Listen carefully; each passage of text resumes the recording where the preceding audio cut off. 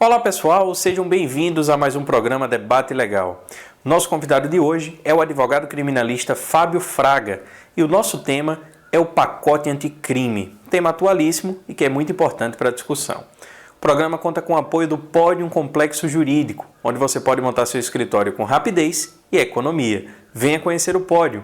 E sem mais demora, roda a vinheta e fiquem ligados.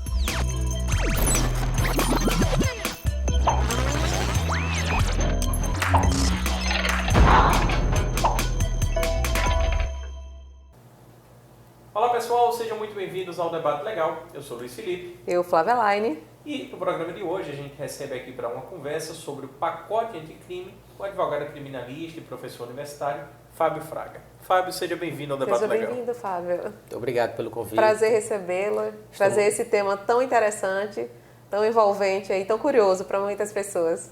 Estou muito honrado com o convite, espero poder aqui bater um bom papo com vocês sobre esse tema que é tão instigante. Exatamente, sem dúvida. É um tema da moda, é um tema atual e é um tema que desperta muita discussão. E polêmico, né? Com certeza. Agora, Fábio, eu queria começar já lhe perguntando para a gente conceituar e delimitar exatamente o que é que a gente está falando. O que é o pacote anticrime que foi apresentado pelo ministro Sérgio Moro? O que é que ele abrange? Quais são os principais pontos?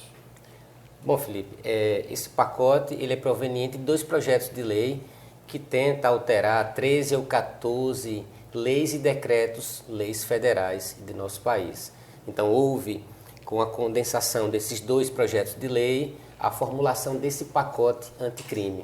O primeiro ponto que eu gostaria de chamar a atenção é o próprio nome que foi dado. A equipe de marketing do ministro foi muito boa ao nominá-lo de pacote anticrime, o que é uma incoerência, já que toda a lei que tipifica, que aumenta as penas, ele é um pacote anticrime, né? Seria bizonho aqui trazermos alguma legislação criminal que fosse um pacote pró-crime. Né? Então, todo pacote que tipifica a conduta, que majora a pena, é um pacote que vai de encontro ao crime, é um pacote anticrime. E nem eu, nem os senhores são a favor do crime ou a favor da corrupção. Então, esse é um ponto que chama a atenção e até como uma forma de atrair e de ganhar a própria simpatia da população colocar o nome de pacote anticrime. Então, esse é um ponto que a intenção do ministro ela foi atingida, que é ganhar simpatia da própria população. Essa notoriedade, etc. Mas dentre os aumentos de pena, as novas tipificações, o que é que se destaca nesse pacote? Bom, eu costumo dizer que a maioria das alterações ali propostas, sob a ótica da advocacia, sob a ótica da defesa notadamente, essas alterações violam flagrantemente a nossa Constituição Federal e diversos outros comandos legislativos. Eu posso citar um deles, que está inclusive sob questionamento, sob apreciação pelo Supremo Tribunal Federal, que é a própria prisão após decisão por tribunal de segundo grau ou a segunda instância, né? Eu entendo que há uma violação flagrante, essa antecipação de pena, essa antecipação de cumprimento de pena, porque vejam, se a própria legislação permite que você ingresse com alguns recursos, ao mesmo tempo eu determino que essa pessoa seja imediatamente encarcerada. Eu tenho vários exemplos no meu escritório de pessoas que, quando seus processos chegaram no Superior Tribunal de Justiça ou mesmo no Supremo Tribunal Federal, elas lograram êxito. E aí fica a pergunta, se aquelas pessoas desde a decisão da segunda instância já estivessem presas, como se resolveria isso? Eu não estou falando aqui daquelas pessoas que devem responder ao processo presas, detidas, quando existem os requisitos que a própria lei estabelece, da prisão preventiva notadamente. Mas essa antecipação de pena, eu acredito que é um retrocesso que se quer, com essa reforma, implementar. E digo mais, se quer alterar um dispositivo do Código de Processo Penal, quando a alteração deveria acontecer na própria Constituição, através de uma modificação do próprio artigo 5º da Constituição Federal. Então, além de ser uma medida que viola a Constituição, o mecanismo utilizado para essa alteração, a forma, também eu entendo que ela é inadequada. Falando em mudança de artigo do Código Penal, outro ponto polêmico também é a mudança em relação à legítima defesa. Como é que você, enquanto advogado militante da área criminal, enxerga isso? O que é que você acha o que é que o ministro está querendo transmitir, como você já disse, o marketing influenciou muito e acredito que nisso a população fica muito confusa, porque eles não entendem a legislação em si, né? É muito técnico, é algo muito realmente para quem é da área jurídica. Para a população geral, como você explicaria para eles a funcionalidade disso aí? Pois não.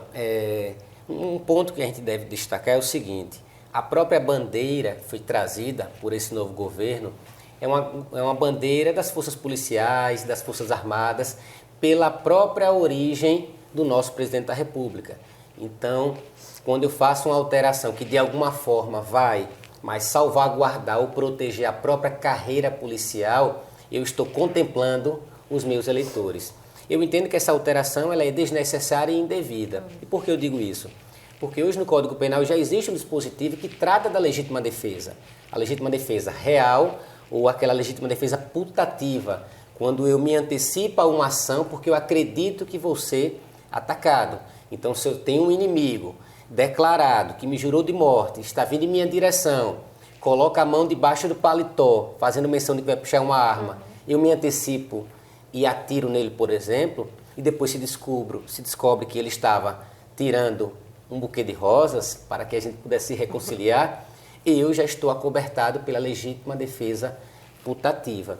No caso da alteração que se pretende fazer, ela permite lá no artigo 25, salvo engano, do Código Penal, que quando essa autoridade policial, né, o policial militar, enfim, ele se depara numa situação de perigo, ainda que essa situação esteja mais em seu consciente ou subconsciente, ele já estaria autorizado a agir. E aí, até se discutiu à época, vem se discutindo ainda, se estaria com essa alteração autorizando a polícia a matar. Eu entendo que não está autorizando a matar, mas eu acredito que você vai delegar àquela autoridade que mesmo numa situação que não se demonstra a sua efetiva necessidade de usar força, ele, com base nesse dispositivo, ele já se antecipe de forma temerária. Tivemos um exemplo recentemente, que foi aquele veículo no Rio de Janeiro que foi metralhado por mais de 80 tiros, 80 projéteis. E aí, poderia já com essa nova legislação se entender o seguinte, mas na cabeça de quem atirou já existia uma espécie de perigo, porque um veículo semelhante em uma outra rodovia estava se dirigindo. Então eu acredito que você elastece muito essa atuação policial, né? E ao fim e ao cabo, eu acredito que a sociedade tem mais a perder do que a ganhar quando, repito, já existe um dispositivo em nossa lei que trata da legítima defesa, trata do exercício regular de um direito e trata do estado de necessidade e, no caso da polícia, do estrito cumprimento do dever legal. Eu acho que você tocou num ponto muito importante, Fábio, que é a questão da necessidade real e do objetivo real de determinados dispositivos que estão inseridos nesse pacote anticrime. Porque você falou muito bem que a nossa legislação ela já contempla muitos dos pontos que estão sendo debatidos ali. Sim. E que, na verdade, as justificativas são para que vamos supor, um policial que mata em serviço não seja punido. Mas, como você já disse, já existem mecanismos que fazem essa proteção, né? Realmente é um objetivo que a gente tem que aprofundar melhor, entender melhor o que é que está por trás daqui. E aí eu lhe pergunto, como advogado, atuante na área criminal, creio eu que militante pelo direito de defesa, né, de qualquer cidadão, você vê que isso dificulta um pouco o exercício da própria advocacia, dificulta um pouco o exercício da defesa do cidadão, toda essa conjuntura, porque isso vem de uma conjuntura política, sim. Vem de uma conjuntura social. Está mais difícil hoje? Esse direito de defesa, a defesa do direito de defesa está mais difícil hoje? Sim, Felipe. Na realidade, o que eu sempre venho destacando é a própria criminalização da atividade advocatícia, notadamente da advocacia criminal. Então, hoje, quando a gente debate um tema como esse, sempre tem aqueles que dizem, mas você prefere que o policial morra ao invés do bandido. Jamais. Né? Nós defendemos aqui que o policial exerça a função dele, mas exerça dentro dos limites da lei. Ele não pode utilizar o distintivo dele, a farda dele, a arma que é do Estado, para atentar contra a própria sociedade, né? Para que ele não pratique abusos. E tanto ele quanto qualquer um de nós temos que nos ater aos limites estabelecidos na lei. Então há uma criminalização da atividade advocatícia, temas como esse, como eu disse, sempre são mal vistos quando a gente procura demonstrar que há excessos ou é desnecessário, sempre para aqueles que não têm um argumento ou procuram não se aprofundar no tema, sempre querem atribuir a nossa fala à defesa né, dos bandidos, direitos humanos para o bandido, mas não tem direitos humanos para os policiais. Mas a análise é puramente técnica, né? E do mesmo jeito que hoje você entende que aquela legislação pode vir de encontro a alguém que você entende que é um bandido, amanhã aquela mesma legislação pode se virar contra nós. Ninguém está livre de cometer um delito. Com certeza. E outra, no presídio também tem muitas pessoas que não cometeram delito e estão lá pagando pena de crimes que não cometeram. Então, realmente, precisa mudar essa concepção na sociedade, né, de marginalizar os advogados e os crimes em si também, porque é muito difícil você ter essa certeza absoluta de que todo mundo que está ali é um bandido, de que isso nunca vai acontecer com você, porque pode acontecer, ninguém está livre disso, né? Sim, e no caso do Brasil, Flávia, a gente tem que destacar o seguinte: como as nossas instituições são muito precárias, no caso a perícia técnica, a perícia digital, a prova digital, enfim. Então, se todo o inquérito policial, não raras as vezes, ele vem permeado de falhas, de lacunas, então essa verdade que a gente busca, ela é cada vez mais distante. Então, eu tenho que ter todo o cuidado quando eu indicio uma pessoa, quando eu denuncio uma pessoa, quando eu condeno uma pessoa. Né? Se eu tenho, de fato, uma prova robusta, se eu tenho uma perícia preparada, uma perícia técnica, um exame de DNA, né? Um exame, o local de crime é preservado, eu diminuo o risco de estar condenando um inocente. Mas se toda essa prova ela é falha, muitas das vezes você condena com base exclusivamente numa prova testemunhal, que às vezes tem algum interesse por trás. Então, às vezes só na palavra da vítima. Na palavra da vítima. Na semana passada mesmo nós fizemos um júri popular aqui em nossa capital, da acusação de um assassinato. A pessoa chegou a ser presa durante um tempo, durante o processo, e ao final ela foi absolvida pelo conselho de sentença. Então vejam, lá atrás de fato havia essa necessidade da prisão, ou era melhor ter aguardado e com o julgamento ele seria solto, ou preso caso condenado, ou permanecendo solto como continuou. Então são essas análises que nós devemos fazer. E em relação ao próprio Tribunal do Júri, já fazendo um gancho, há também a intenção de se fazer 2 alterações no tocante aos processos de competência do Tribunal do Júri. Quais são elas? A primeira é que, se a pessoa for condenada pelo Conselho de Sentença, há o entendimento de que, por se tratar de uma decisão colegiada, são 7 jurados, o judiciário já estaria autorizado a prendê-lo. Então, ele respondeu todo o processo solto, chegou no dia do julgamento, foi condenado, o Conselho de Sentença entendeu que ele deveria ser responsabilizado. Com essa alteração, caso ela seja aprovada, ele já seria preso de imediato. O que também é uma violação, né, ao próprio devido processo legal e duplo grau de jurisdição. Porque no caso dele, ele foi condenado pela primeira vez. Sequer lhe foi dado o direito de discutir isso no 2º grau, no Tribunal de Justiça, que poderá eventualmente reduzir até a pena dele ou anular o júri, e um segundo seria realizado. E uma segunda alteração também que se pretende em relação ao Tribunal do Júri, aos processos de competência do Tribunal do Júri, é que quando ele fosse pronunciado, o que isso quer dizer? Quando o juiz entendesse que ele deveria ser submetido ao Tribunal do Júri, o recurso que ele combate essa decisão, que é o recurso em sentido estrito, ele não teria efeito suspensivo. O que isso quer dizer? No momento que ele fosse pronunciado, ele já poderia de imediato ser submetido ao Tribunal do Júri, sem que o seu recurso fosse apreciado.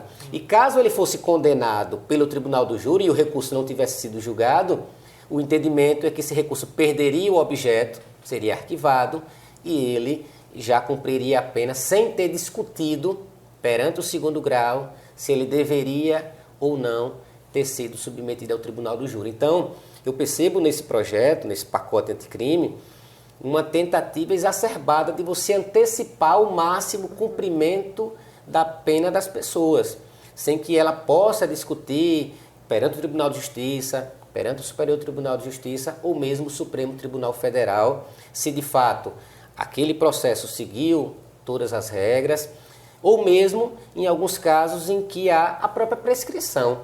Às vezes a pena é pequena, houve um recurso, o judiciário não se adapta à nossa realidade. Para os senhores terem uma ideia, o Superior Tribunal de Justiça, que é quem é o último tribunal a tratar da legislação federal, no caso o Código Penal, por exemplo. O Superior Tribunal de Justiça ele tem 33 ministros. E esses 33 ministros eles são responsáveis por julgar todos os recursos provenientes dos tribunais estaduais do nosso país. Então, em Sergipe nós temos 13, em Alagoas 15, Pernambuco mais tantos, na Bahia 30 e tantos, em São Paulo 300 e tantos. Então, como é que 33 ministros dão conta dessa quantidade gigantesca de recursos? E aí os processos demoram. Como eles vão demorar, qual é a solução? Também no projeto de cada vez mais reduzir o prazo prescricional ou mesmo de acabar com a prescrição. Então você pode ficar 20, 30 anos julgando alguém, não dá uma prestação jurisdicional célere. Por outro lado, você quer de logo antecipar o cumprimento da pena. Então, como eu vou demorar a julgar seu recurso, vá logo cumprindo sua pena. Então você joga para o cidadão uma responsabilidade, uma ineficiência, uma inapetência que é do próprio Estado. Então há uma inversão de valores nesse sentido. Um outro ponto também, se vocês me permitirem e tiver tempo hábil, que eu gostaria de destacar aqui é o seguinte, que nós brasileiros temos aquela velha mania de sempre procurar copiar alguma coisa de outro país com o argumento de que lá está dando certo. Então, um ponto que é trazido no pacote anticrime é a própria implementação, né, de forma mais incisiva, do próprio plea bargain, que é a barganha que é feita lá nos Estados Unidos, entre as partes, entre o advogado e o Ministério Público, e o juiz, em regra, ele só entra ali para homologar.